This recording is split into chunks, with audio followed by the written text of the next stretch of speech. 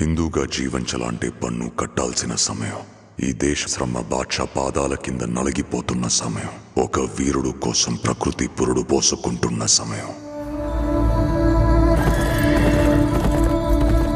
గోల్కొండ నుండి 8వ వాడు బయలుదేరాడు. వాడు ప్రాణాలతో ఢిల్లీ చేరుకోకూడదు.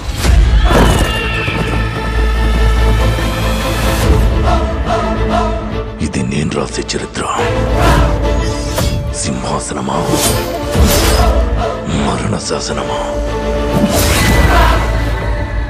ఈ భూమి మీద ఉన్నది ఒక్కటే కోహినూర్. దాన్ని కొట్టి తీసుకురావడానికి తిరుగులేని రామబాణం కావాలి.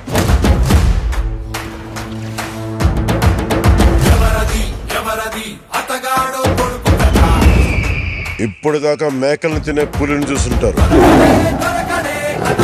ఇప్పుడు పులుల్ని వేటాడే బెబ్బుల్ని చూస్తారు.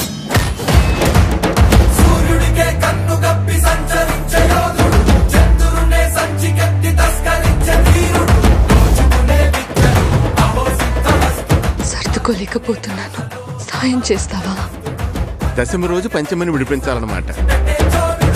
నేను రావాలని చాలా మంది దేవుడికి దండం పెట్టుకుంటా ఉంటారు, కానీ నేను రాకూడదని మీరు చూస్తున్నారు.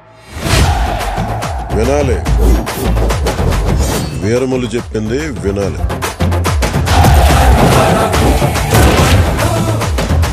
నువ్వు మా వెర్రివిస్తున్న మామయ్యవు కదూ.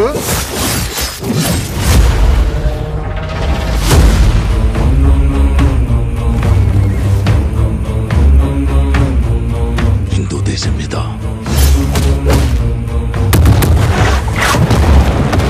పవిత్రమైన మన జెండా గర్వంగా ఎగరాలి.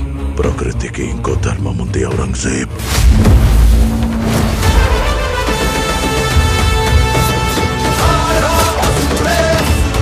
ఇది క్రూర మృగాలు తిరిగే చోటు.